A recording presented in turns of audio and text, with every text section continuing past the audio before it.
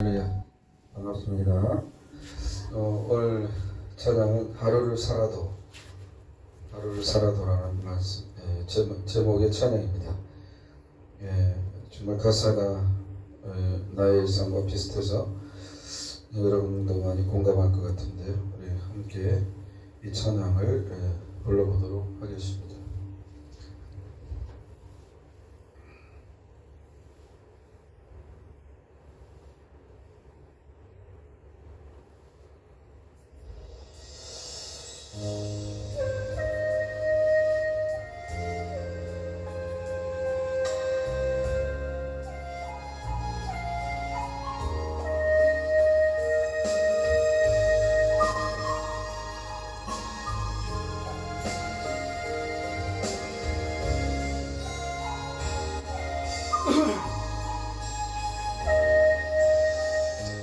하루를 살아도 이틀을 살지라도 주님 없는 삶은 아무런 의미 없네. 날 대속하신 주님, 나의 생명 되시니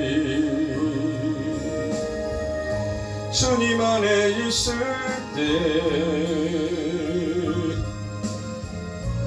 나의 영혼 평안해. 주님만이 내 사랑, 나의 찬송 되시니 이 생명 다도록 주님 위에 살리.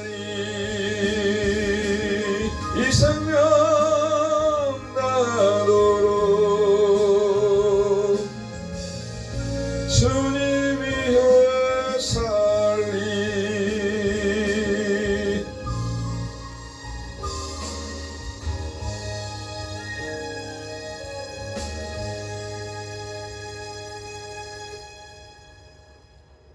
할렐루야. 말씀을 보겠습니다. 고린도전서 1장 22절 말씀입니다. 유대인은 표적을 구하고 헬라인은 지혜를 찾으나. 말씀입니다. 말씀의 제목은 지혜자의 기도입니다. 지혜자의 기도. 지혜를 얻으시기 바랍니다. 지혜가 최고입니다. 돈이 최고가 아닙니다.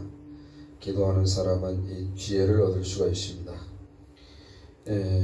유대인들은 그 속에 하나님이 계시고 지혜가 되신 하나님이 계심에도 불구하고 그들은 표적을 구하고 있습니다. 놀랍게도 헬라인은 이방인이 있죠. 이방인으로서 그들은 하나님을 찾고 있다는 것입니다. 그래서 결국 오늘날 열방이 기독교가 이렇게 번성한 이유가 바로 지혜가 되신 그 하나님을 찾았기 때문에 유대인은 궁핍하고 가난했지만 열방은 풍요롭게 되었다는 사실을 믿으시기를 바랍니다. 오늘 우리는 그리스도인으로서 마땅히 표적을 구하지 아니하고 지혜를 구하는 우리가 될 수 있기를 간절히 소망합니다. 지혜는 반드시 기도를 통해서 얻어지는 것인 줄 믿습니다. 기도하는 자가 지혜의 축복을 이루는 것입니다. 성경에 보면 사사로서 삼손은 그렇게 아름다운 인생을 살지 못했어요. 그러나 히브리 11장에 보니까 명예의 전당에 오릅니다. 축복이죠. 그는 부끄러운 인생을 살았지만 하나님의 권세로 인해서 영생을 누리는 특권을 얻는 것입니다. 그것이 바로 하나님의 지혜인 것입니다. 인간의 지혜는 실수하고 넘어지면 그대로 찾으라는 것이죠. 그러나 하나님의 지혜는 넘어져도 다시 소망이 있다는 것입니다. 하나님의 지혜는 그래서 인간의 지혜와 견줄 수가 없고 그 지혜로 우주의 털을 닦으신 그 하나님께서 그러나 그 지혜를 우리 인생들에게 부어주시겠다고 말씀하고 계시는 것입니다. 오늘 우리는 기도를 통해서 하나님의 그 무한대의 최고의 권능의 지혜를 얻는 우리가 될 수 있기를 간절히 소망합니다. 사사로서 삼손은 하나님께서 무한대의 권세를 부여받았습니다. 하나님께서 하나는 은총을 베풀어 주신 이 삼손이 그러나 그 삶은 그렇게 아름답지 못했다 하는 사실인 것입니다. 그래서 그 삶이 어떤 것입니까? 결국은 하나님 주신 무한대의 권세를 자기의 정욕을 위해서 사용하고 말았습니다. 하나님께서는 그러나 그럼에도 불구하고 그의 삶을 부끄럽게 여기지 아니하시고 마지막에 그의 명예를 회복하시는 모습을 볼 수가 있습니다. 그래서 하나님의 백성들은, 하나님의 사명을 받은 사람들은 실수를 해도 하나님이 책임지시는 것을 볼 수가 있습니다. 그래서 우리는 하나님의 은혜를 떠나서 살 수가 없는 존재인 것을 믿으시기를 바랍니다. 그러나 우리가 하나님을 해결사로 여겨서는 안 됩니다. 하나님은 우리가 실수하면 하나님이 우리의 모든 환경을 회복하시는 그런 하나님이 아니시고, 이미 우리가 기도를 통해서 이미 하나님께서 우리 속에 해결된 우리 자신을 바라보라고 말씀하시는 것입니다. 그래서 우리가 어떤 문제로 얽매이고 슬퍼하고 근심하는 것이 아니라 이미 이제 문제가 사라지고 절망이 사라진 위대한 삶을 살 수 있다고 성경은 말씀하고 있는 것입니다. 그것이 바로 지혜자의 삶이라고 하는 사실을 믿으시기를 축원합니다. 우리에게는 삼손 이상의 파워가 있는 그런 인생이 되었다고 성경은 말씀하고 있는 것입니다. 그리스도의 십자가를 통해서 우주의 권세를 허락하신 하나님께서 우리가 이제 더 이상 고난 속에 머물러 있지 않게 되었다고 성경은 말씀하고 있는 것입니다. 이제 우리는 하나님의 그 무한대의 권세를 우리 삶 속에 적용하고 누리며 또한 그 열매를 맛보며 살아가는 위대한 존재가 되었다고 하는 사실인 것입니다.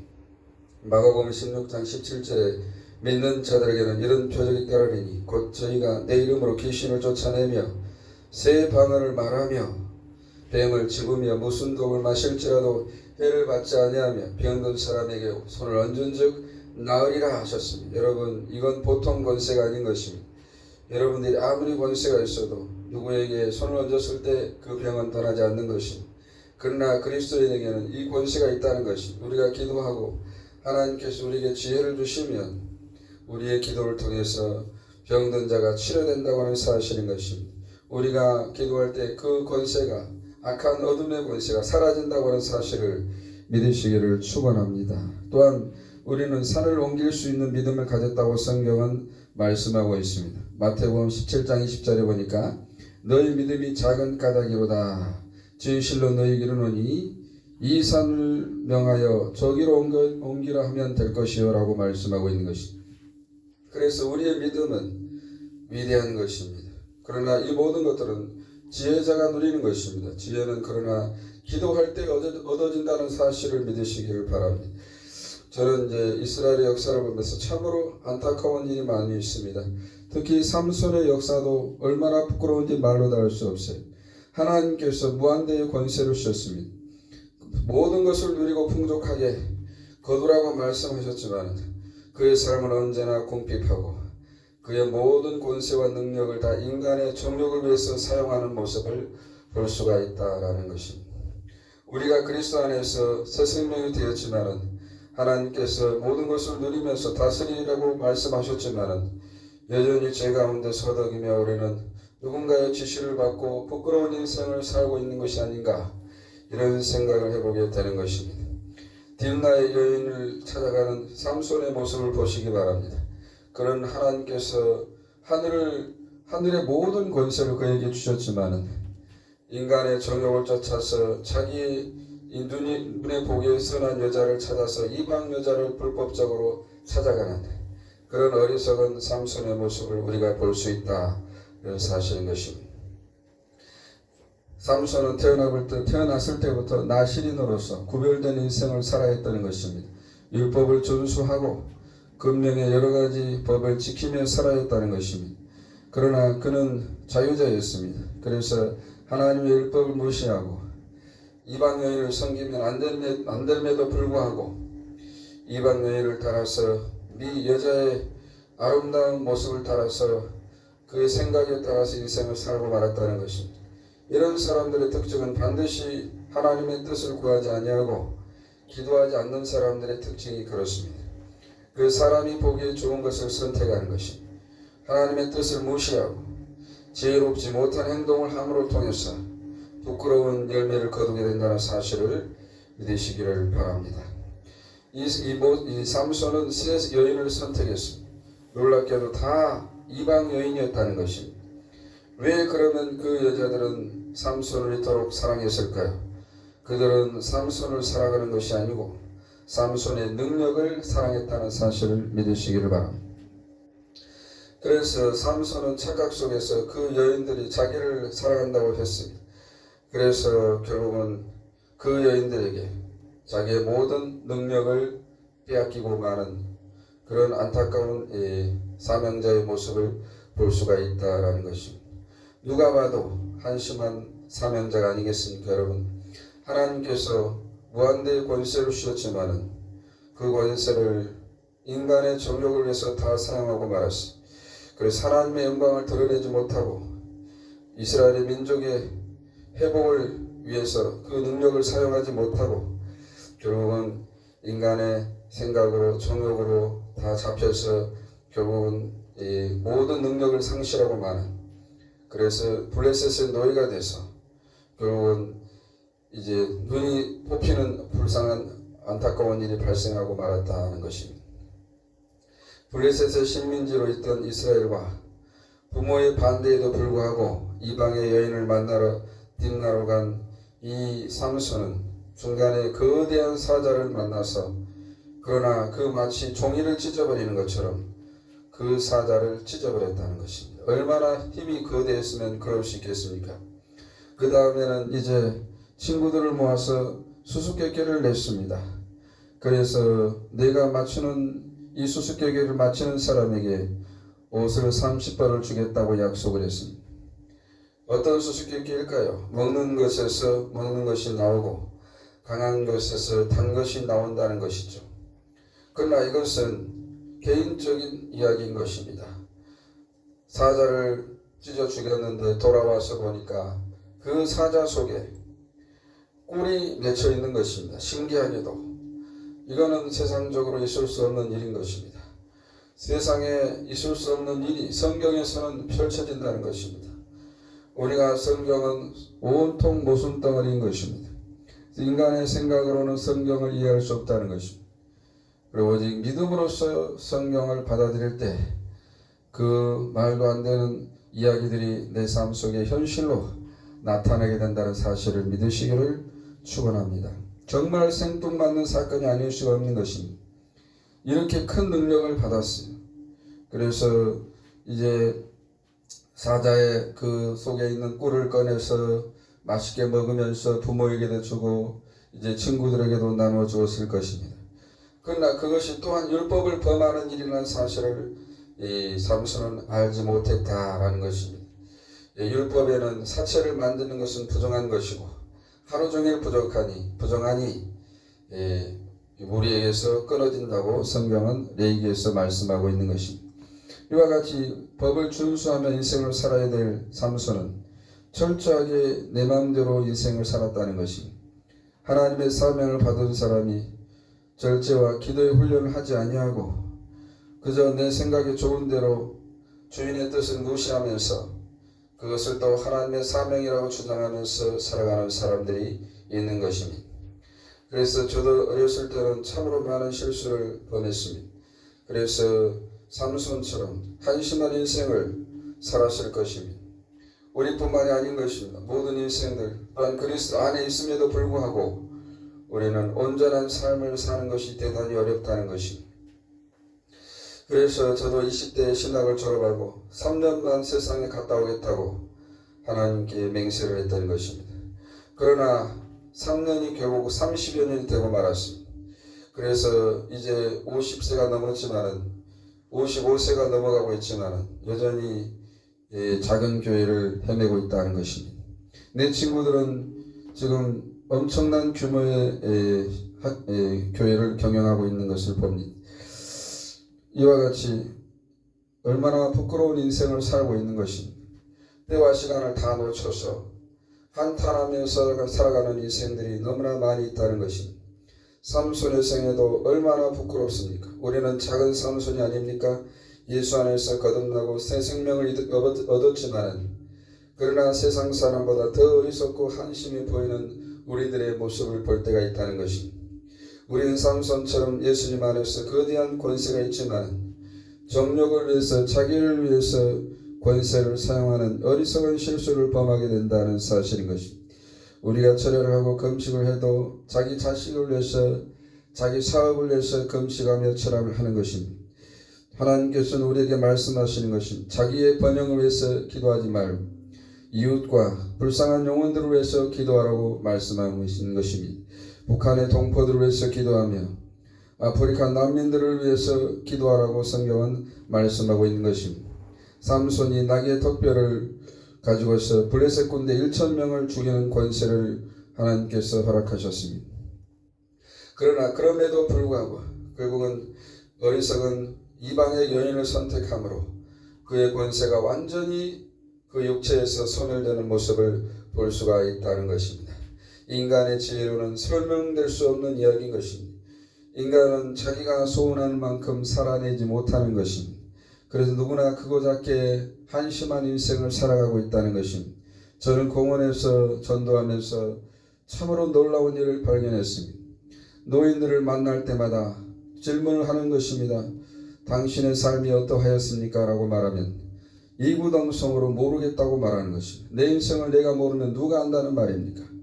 젊었을 때 그렇게 희망찬란한 인생을 살았지만은 돌아서서는 그것이 다 무익하고 허무한 것이었다는 것을 깨달았다는 것입니다. 그리고 80세, 90세가 되어서 내 인생을 돌아보니 그저 내가 이룬 것이 없고 바람처럼 세월이 지나갔다고 이렇게 말하는 것입니다. 그러면서 그 삶이 허무하고 내 인생이 이토록 한심한 것인가 이렇게 탄식하고 있다는 것입니다. 여러분, 그리스도가 없는 인생은 바로 이렇게 한심한 인생이 되고 만다는 것입니다. 여러분, 그리스도 안에서는 그러면 한심하지 않을까요? 예수 안에 있어서 우리는 얼마나 부끄러운 존재인지 말로 다 할 수 없는 것입니다.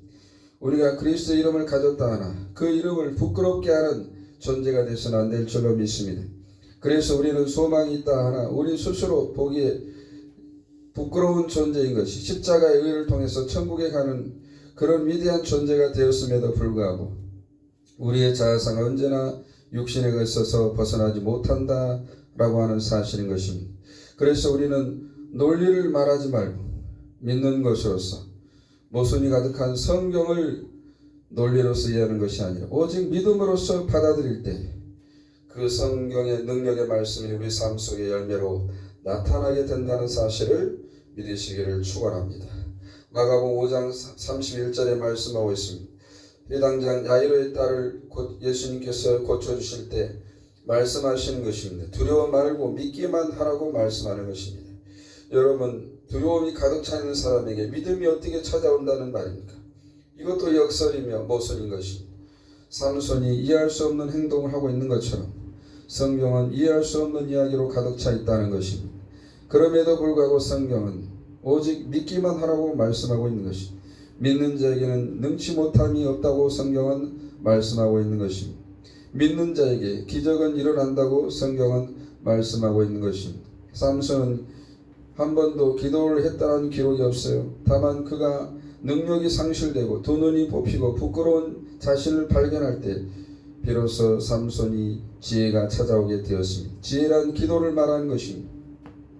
기도하는 마음을 지혜라고 말하는 것입니다. 사랑하는 성도 여러분, 우리는 얼마나 기도에 집중하고 있습니까? 사사기 16장 28절에 보니까 삼손이 여호와께 부르짖어 가로되 주 여호와의 구하옵나니 나를 생각하옵소서.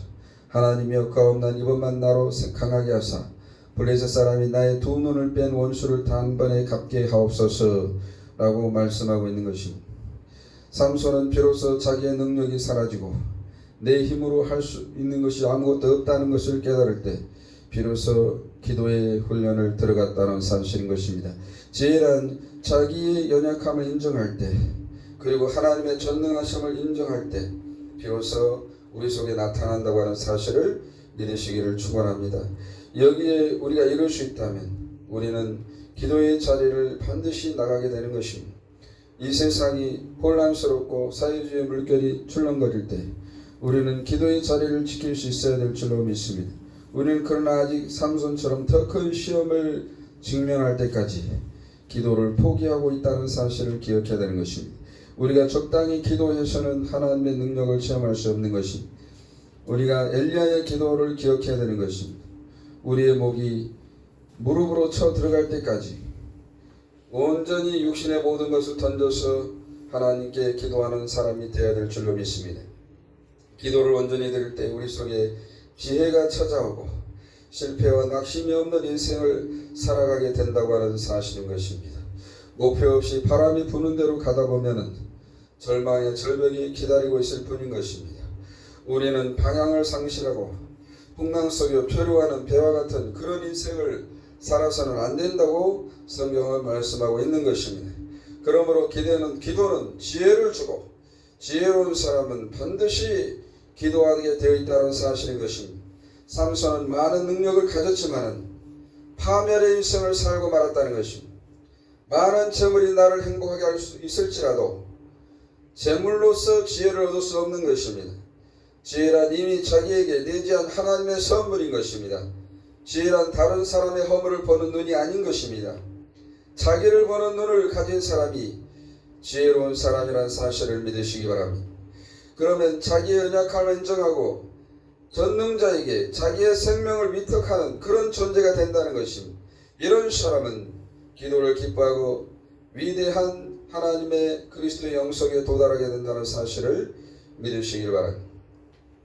다음은서 9장 10절에 보니까 여호와를 경외하는 것이 지혜의 근본이라고 말씀하고 있는 것입니다. 거룩하신 자를 아는 것이 명철이라고 말씀하고 있는 것입니다. 잠언서 9장 11절에 나 지혜로 말미암아 내 날이 많아질 것이요 내 생명의 해가 내게 더하리라고 성경은 말씀하고 있는 것입니다. 사랑하는 성도 여러분, 여호와를 경외함으로 충만한 지혜를 세상에서 누리시기를 축원합니다. 여러분, 지혜는 기도를 통해서 주어지는 것입니다. 그래서 그 지혜는 나를 영화롭게 하는 것입니다. 나를 번영하게 하는 것입니다.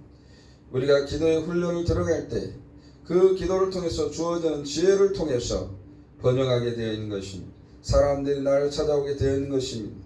내가 세상의 모든 부귀와 영화를 그 기도를 통해서 누리게 된다는 사실을 믿으시기를 바랍니다. 또 원래 생명의 해가 더한다고 말했습니다. 장수한다는 것입니다. 여러분, 짧게 사는 것은 부끄러운 것입니다. 장수할 수 있기를 축원합니다. 지혜가 있는 사람은 장수하는 것입니다. 우리가 어떤 사람은 나이가 많아서 빨리 죽어야지 노래를 부르는 사람이 있습니다. 그러나 그런 사람도 하나님은 복이 있다고 말씀하고 있는 것입니다. 그래서 우리가 단명하고 우리 부모 세대들은 왜 이렇게 짧은 인생을 살았는지 너무나 가슴이 아픈 일이 아닐 수가 없는 것입니다. 왜 그렇습니까?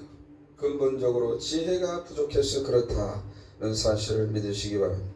그러나 그 지혜는 기도함으로 주어지는 사실을 믿으시기 바랍니다. 오늘날 지혜가 없는 인생들은 전부 다 세상을 바라보고 있습니다. 멸망으로 가는 저 지옥의 문을 향해서 달려가고 있다는 사실을 잊지 마시길 바랍니다. 삼손은 자기의 능력을 의존하고 하나님을 의존하지 않았습니다. 지혜란 곧 하나님을 의존한 것입니다. 지혜란 하나님을 의지해서 기도하는 것을 말하는 것입니다. 기도는 철저하게 그러나 자기를 부인하는 것이라는 사실을 믿으시기 바랍니다. 사회주의라는 거대한 풍랑 속에서 우리는 다양한 방향을 바라보고 있습니다. 일로 가야 할지 아니면 저쪽으로 가야 할지 도무지 정확한 방향을 확인하지 못하면서 좌충우돌 하고 있다라는 사실인 것입니다. 어떤 목사님이 이렇게 말합니다. 여러분, 이 위험한 시기에 기도만 한다고 됩니까? 이렇게 말하는 것입니다. 그것은 바로 기도의 능력을 제대로 체험하지 못한 사람들의 이야기인 것입니다. 성경은 예수님께서 말씀하셨습니다. 기도 외에는 이런 이유가 없다고 성경은 명확하게 결론을 내려놓고 있다는 사실인 것입니다. 우리가 온전히 기도의 자리에 들어가면 사회주의의 풍랑은 사라지게 될 것입니다.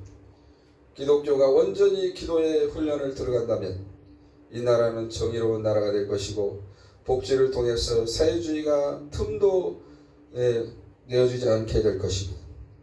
그래서 다니엘서 2장 44절에 말씀하고 있는 그 나라는 국권이 영원히 쇠하지 않는 나라가 될 것이요 적그리스도가 창궐하고 다니엘 정부가 전 세계를 지배한다 할지라도 그 나라만큼은 감히 손을 댈 수 없는 그 위험이 가득한 나라, 유일한 그 한 나라가 마지막 때에 일어난다고 성경은 말씀하고 있는 것입니다. 그 나라가 바로 이 나라가 될 수 있기를 간절히 축원합니다. 더 거센 풍랑이 지금 밀려오고 있는 것입니다. 중국에서 전 세계적 사회주의 흐름이 지금 이 나라를 향해서 번물처럼 밀려오고 있다는 사실을 반드시 기억하시기 바랍니다. 그러나 그 때가 오기 전에 우리는 하루속히 기도의 훈련을 시작해야 될 줄로 믿습니다. 이 땅에서 지혜로운 기독교가 되어서 성난 파도를 명령할 수 있는 권세를 회복할 수 있기를 간절히 축원합니다. 사회주의 파도를 막을 수 있는 유일한 힘은 바로 기도에 있다는 사실인 것입니다. 오늘날 많은 기도운동을 교회마다 하고 있습니다. 그러나 그것은 연합의 기도의 힘인 것입니다. 그러나 각 개인의 기도의 영성이 모아져서 연합으로 갈 수 있는 것입니다. 우리가 모일 때는 기도하고 개인적으로 집에서는 기도하지 않는 것, 이것은 온전한 기도 생활이라고 말할 수 없는 것입니다. 우리는 각자 개인이 하나님과 독대할 수 있는 자리를 반드시 만들어서 어떤 환경에도 하루에 5시간 이상씩 우리가 기도할 수 있다면 이 땅은 반드시 국권이 망하지 않을 것입니다. 반드시 이 땅에 정의가 바로 서게 될 것입니다. 이 땅에 반드시 공법과 하나님의 질서가 바로 세워져서 사회주의는 엄두도 못 내는 그런 나라가 되고 만다는 사실인 것입니다. 그래서 이 나라의 다음 세대가 미래가 밝고 또한 사회주의가 창궐하지 못하며 또한 인공지능이 이 사회를 덮지 못하는 그런 아주 유일하게 특별한 나라로 남게 된다는 사실인 것입니다. 이것이 바로 불가능한 일이 아니며 하나님께서 마지막 시대에 이 땅의 그리스도인들에게 주시는 비전이라고 하는 사실을 믿으시기를 축원합니다. 시편 147편 5절에 보니까 우리 주는 위대하며 능력이 많으시며 그의 지혜가 무궁하시다고 말씀하고 있는 것입니다. 지혜가 부족하십니까? 하나님께 구하시기 바랍니다. 하나님은 지혜가 무궁하셔서 누구든지 구하는 자에게 넘치도록 부어주시는 그 하나님이라는 사실을 믿으시기 바랍니다. 그래서 오늘도 우리는 지혜자를 찾는 것입니다. 하나님은 오늘도 기도하는 자를 찾으시는 것입니다. 누구든지 지혜가 있는 사람을 하나님은 만나기를 원하시는 것입니다. 새 속에 물들어서 그저 이름만 무늬만 그리스도인으로서 남는 그런 사람이 되지 않기를 간절히 소망합니다. 그래서 기도하는 교회를 찾으시기 바랍니다. 그리고 각 가정에서 기도의 골방을 만드시기를 축원합니다. 그래서 하나님과 야곱처럼 간절하게 매일 저녁마다 씨름을 하시기 바랍니다. 그러면 하나님께서 나의 생명을 지키시며 그 생명이 소속된 나라를 하나님께서 통치하게 된다는 사실을 믿으시기를 축원합니다. 기도하겠습니다. 주님 감사합니다. 우리는 지혜자가 되어서 아버지여 이 땅의 모든 교회들이 기도로 충만한 나라가 될 수 있도록 인도하여 주시옵소서. 그래서 5만 교의 교회가 각 교회마다 한 사람만 제대로 기도하는 사람이 있다면 우리가 5만 명의 제대로 된 기도자가 있다면 이 나라의 국가는 흔들리지 않을 것을 확실히 믿습니다. 주여 이 나라를 불쌍히 여겨 주시옵소서.